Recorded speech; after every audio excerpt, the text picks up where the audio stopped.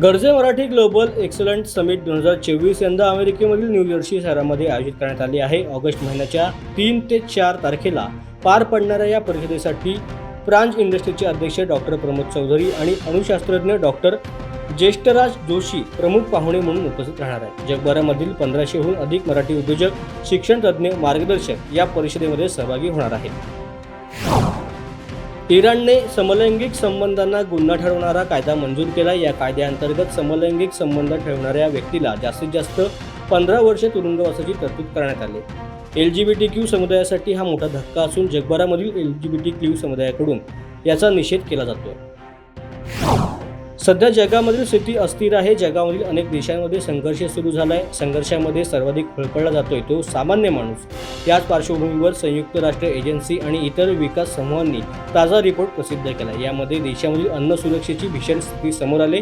रिपोर्टनुसार 2023 मध्ये अन्न सुरक्षेचा प्रश्न अधिक बिकट बनला आहे. अन्न सुरक्षा सूचना नेटवर्कच्या रिपोर्टनुसार जागतिक वातावरण बदलाच्या घटना आणि आर्थिक धक्क्यांमुळे गंभीर अन्न सुरक्षेच्या प्रश्नाला तोंड देणाऱ्या लोकांची संख्या 2022 मधील 24 कोटी लोकांच्या तुलनेत 2023 मध्ये वाढली आहे. मालदीव हा कट्टरपंथीयांचा देश होत आहे. येथे 5% श्रीमंतांकडे 95% संपत्ती एकवटले. अलीकडील काळामध्ये मालदीवमध्ये धार्मिक असहिष्णुता, इस्लामिकरण, दहशतवाद हा वाढत चाललाय. मालदीव हा बुडण्याच्या स्थितीत असल्यामुळे जगाकडे त्याच्यासाठी वेळ नसल्यामुळे मालदीवचा पाय इतर देशांपेक्षा आता खोलात जात असल्याचं तज्ज्ञांनी सांगितलं आहे. नवी मुंबई पोलिसांच्या अनैतिक मानवी वाहतूक प्रतिबंधक कक्षाने कोपरीगाव सेक्टर 26A मधील एका इमारतीत छापा मारत अंमली पदार्थाची विक्री करण्याच्या उद्दिष्टाने जमलेल्या 11 आफ्रिकन नागरिकांना ताब्यात घेतले. त्यांच्याकडून पोलिसांनी तब्बल 1,83,00,000 रुपये किमतीचे कोकीन आणि इतर अंमली पदार्थ असा मुद्देमाल जप्त केला. नुकताच नेटफ्लिक्सने आपला यावर्षीचा पहिल्या तिमाहीचा आर्थिक अहवाल जाहीर केलाय. पहिल्या तिमाहीत नेटफ्लिक्सच्या सुशल्क वापरकर्त्यांमध्ये विक्रमी वाढ करण्यात आल्याची नोंद अहवालात केली गेली. 2024च्या सुरुवातीलाच नेटफ्लिक्सच्या सुशल्क वापरकर्त्यांच्या संख्येने 25 कोटींचा टप्पा पार केला. गेल्या वर्षीपेक्षा 90 लाख लोक नव्याने नेटफ्लिक्सशी जोडले गेले. अमेरिकेने पाकिस्तानला थेट इशारा दिलाय. पाकिस्तानने नुकतेच एका देशाबरोबर 8 करार केलेत. अमेरिकेला पाकिस्तानशी ही नवी मैत्री अजिबात मान्य नाही.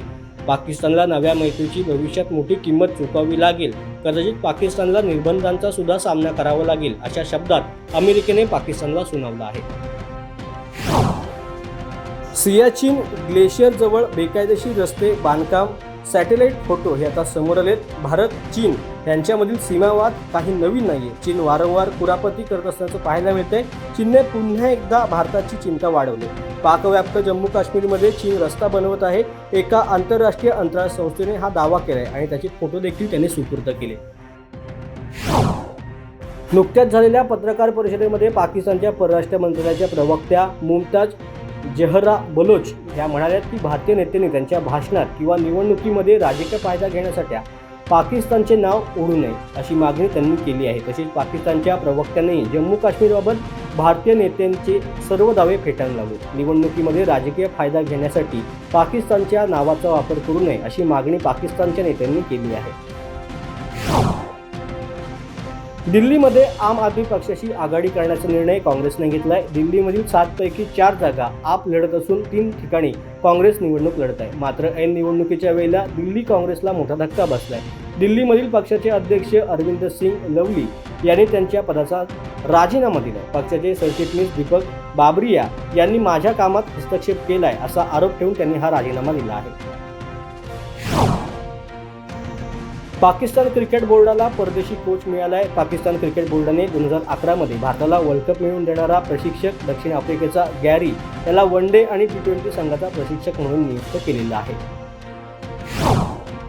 10 मे रोजी कल्याण पश्चिमेमध्ये पंतप्रधान नरेंद्र मोदी यांची जाहीर सभा होणार आहे. या सभेच्या माध्यमातून मोदी हे महायुतीचे भिवंडी लोकसभेचे उमेदवार कपिल पाटील आणि कल्याण लोकसभेचे उमेदवार डॉक्टर श्रीकांत शिंदे यांच्या प्रचाराचे रणशिंग फुंकणार आहेत.